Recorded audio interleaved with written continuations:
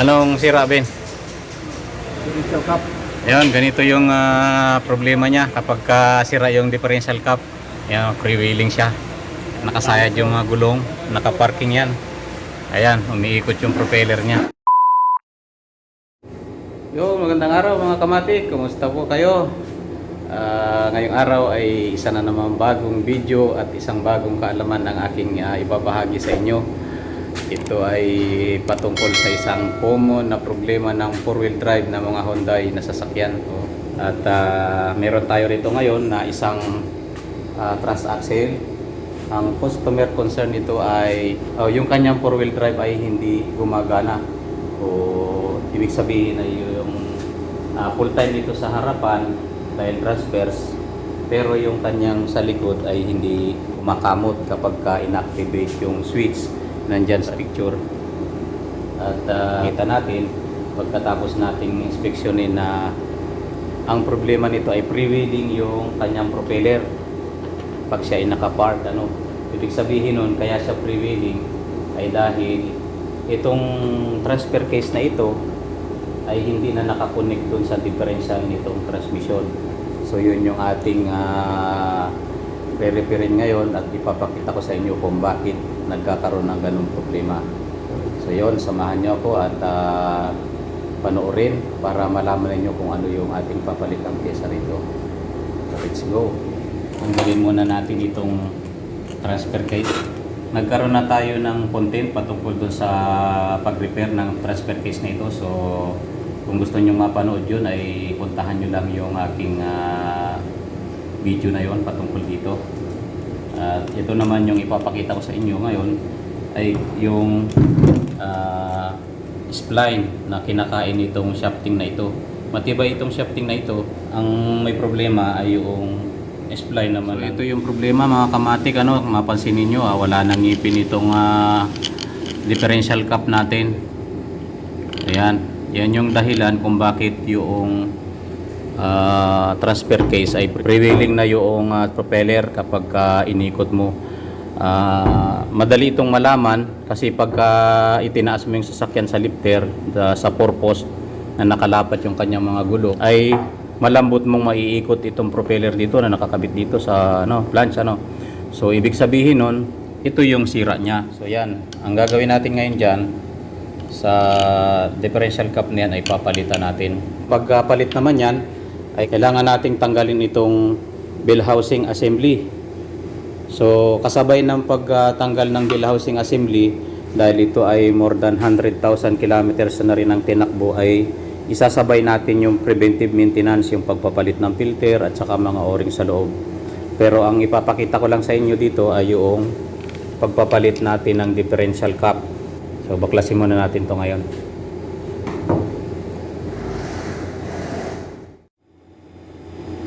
So ayan, natanggal na natin mga kamatik yung ating bell housing.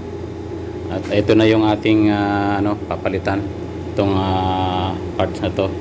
So tatanggalin natin itong bearing kasi wala naman akong in-order na bago para ilipat natin do sa bagong parts na ito. Ang tawag dito ay differential cap. Ayan. So ito yung na uubos sa kanya. Yan, yung spline na yan. Diba? Ayan. Tapos doon sa loob meron siyang maliit na oil seal dyan. Gagawin natin, papalitan natin siya ng bago. Ayan, ito. Ito niya sa loob yan. Ayan. Okay. So linisin muna natin ito, baklasin. At simulan natin ang pag-disassemble at assemble.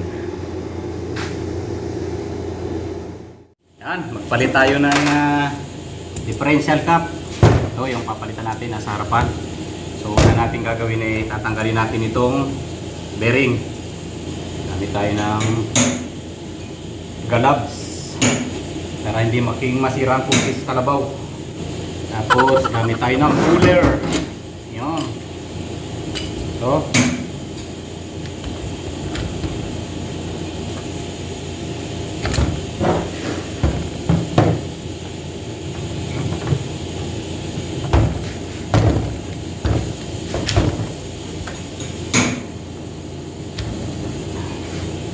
natin ng kalso dito.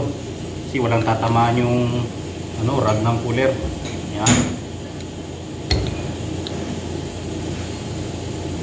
Sprocket ng CVT to. CVT transmission sa pump. Yan. Pag walang puller, pwedeng sinsilin to, kaya lang masisira eh. Kailangan mag-ingat.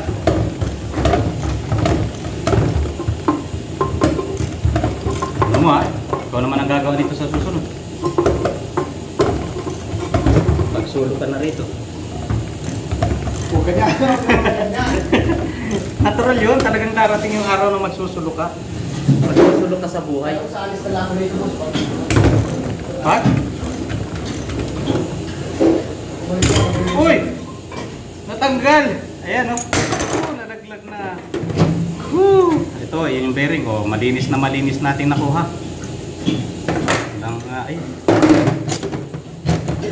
Yun. Hindi ko alam ang part number nitong puller na to, pero sa Pilipinas mahal ito eh. Ano yata ng 15,000? Ito? Puller? Oo. Grabe naman. Mahal talaga yan. Yun, ngayon tanggal na itong bearing, tabi muna natin siya rito. Yan. Tapos ito naman ang tatanggalin natin. May tornilyo siya rito 19. 1, 2, 3, 4, 5, 6, 7, 8, 9, 10. 10 pala. Pero 19 yung size ng ulo. Kita natin ang impact drive. Saka 19mm na socket.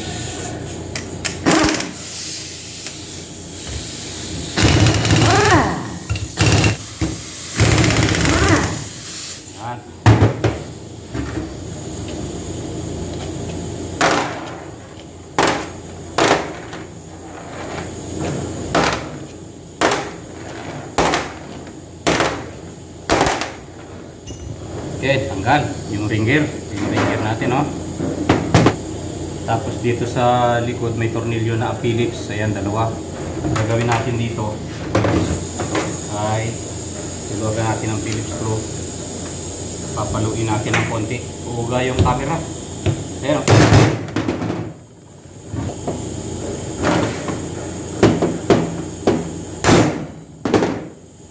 ayun. Medyo ginugulat ng konti para bumukas.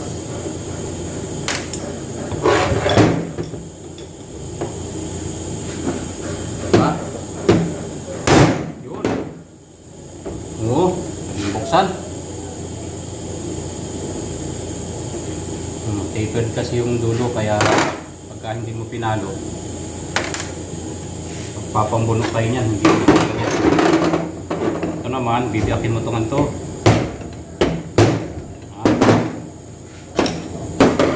Tiyak na. Makita na natin yung spider gear.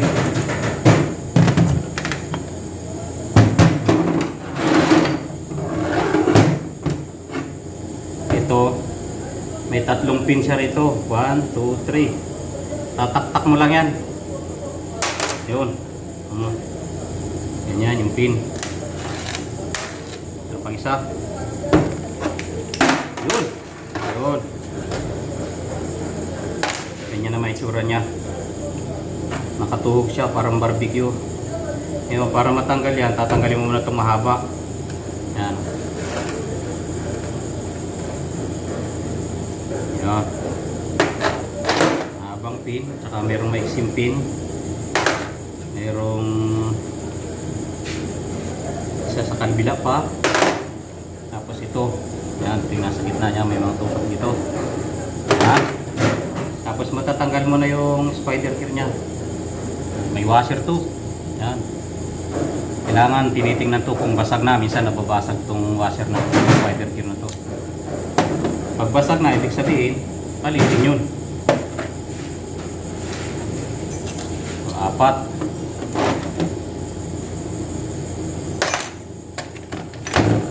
Tanggal mo yan. Lalabas na ngayon tong output na ito, spider ng output. Ayan. So, liliyahin natin kasi may tumatamang dito, oil seal.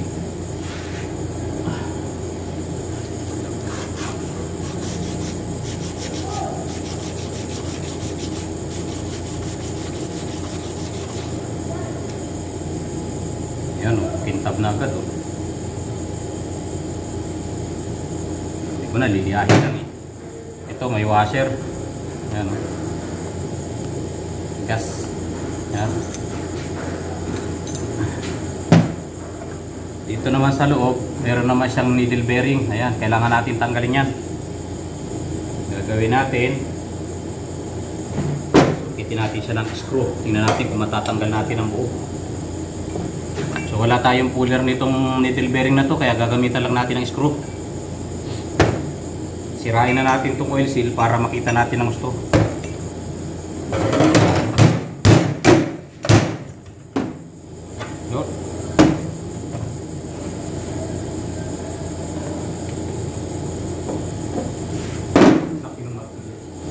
Dandaan sa pag-sinsil nito kasi nayuyupi.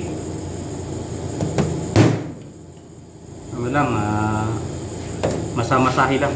Kailangan mahabang pasensya para hindi masira.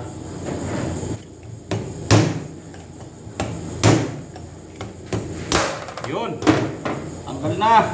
Ayun, ito yung needle bearing na sinasabi ko. Ayan. Pagka dahan-dahan ng pagpukpok, kahit na ano lang, walang tools, nakukuha ng buo. Ayan. Nagbabasa tayo ng gloves kasi nagbabasa tayo ng diesel. Ito lang yung diesel, oh. Parang tubig lang. Hirap kasing buhay dito. Ilang diesel. 25 halala per liter. Ay, 25 ba? 45 pala. 45 halala per liter. Kaya ginagawa namin sabaw sa paghugas. Hugasan natin to, mga to.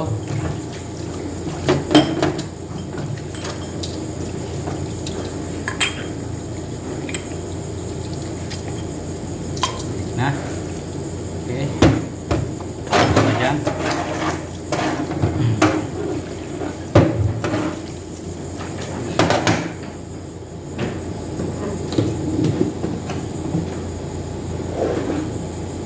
Yung bago nating differential cap. Balik natin yung needle bearing na kinuha natin kanina. Gamit tayo ng sakit na eksakto dito sa pagtulak. Balik na natin. Hindi ko makita yung bakas ng pinagpupukan. Wala ng kaliwat kanan. Ayun, yun ang bandang loob. Sobrang ganda ng pagkakuha, hindi makita yung marka eh. Okay.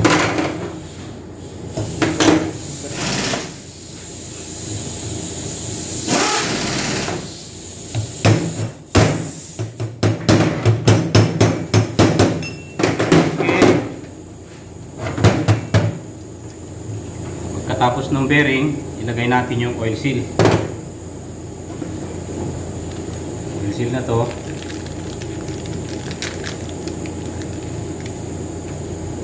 Dito siya nakasalpak. Yan. Yan ang hinaharangan niya para hindi tumulo yung langis kahit na tanggal yung axle. Dito naman siya nakalagay sa gawing unahan. Yan. Ganyan. Gamitan ulit natin siya ng sakit. Yan. Sa piling na yan tayo brasan.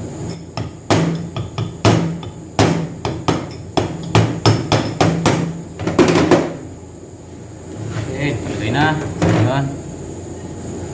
Kung hindi tayo nakapaglagay ng grasa doon sa oil seal, dito tayo maglalagay ngayon. Ayan. Dito siya tumatama eh, yung oil seal na yun. Balik na natin.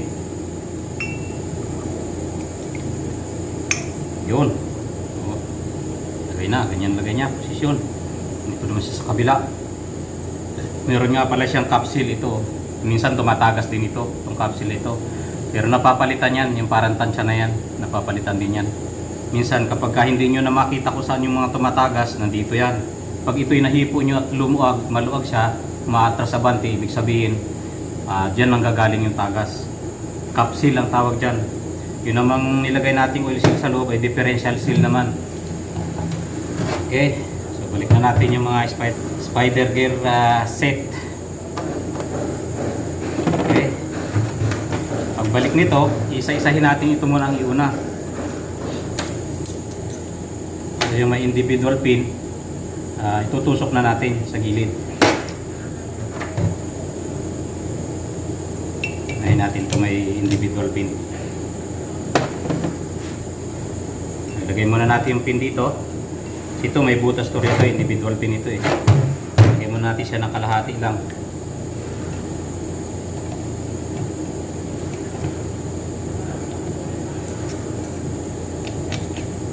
Yan, half, naka-half. Ganun din sa kabila.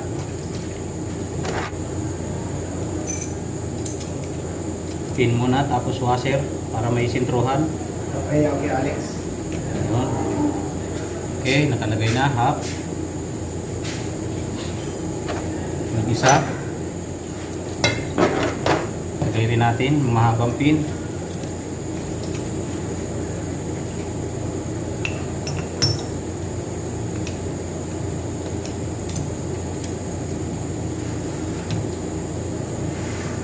Ayun. Lagay natin tong pang-apat na spider gear. Ito. Yan. Tapos sunod natin tong stopper. Ewan ko paano tawag ito. Basta stopper. Yun.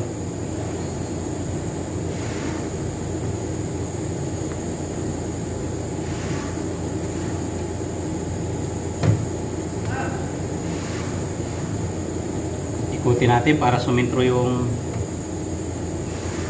pin sa loob. Tingnan natin dalawang pin para hindi mataktak. Yun. Yun. Tapos tagilid natin ganyan. Yun. Na. Bango na. Ilagay natin yung panghuling pin, yung pang-flow. And buo na siya. Okay, yan o. Oh. Ito na. Ngayon, babalik na natin tong takip niya, partner. Iligin natin ng panggas, pugas. Yan. Okay, balik natin to.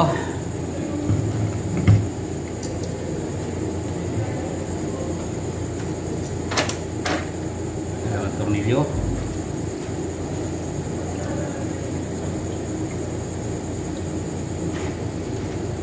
Natin itong screw na to. Okay.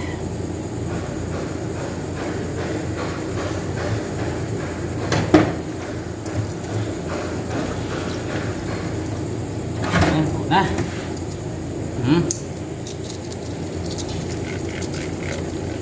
Bumuo siya. Ikot na ng mayos, freewheeling. Magandang ikot. Balik natin yung ring gear.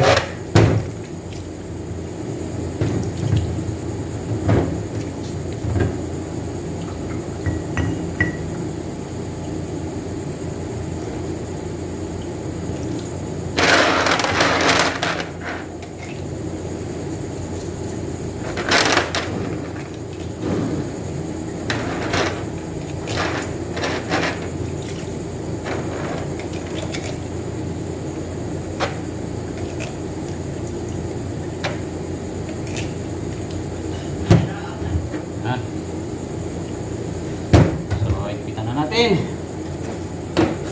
ating nahiwagang impact drive.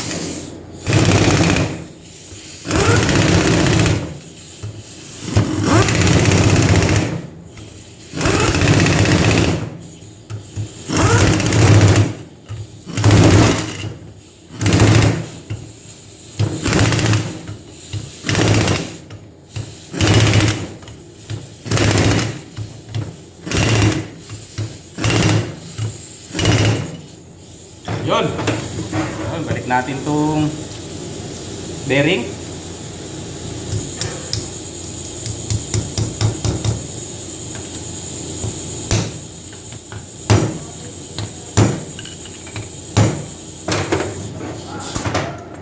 Okay, tapos na tayo. O yun, buo na yung ating differential.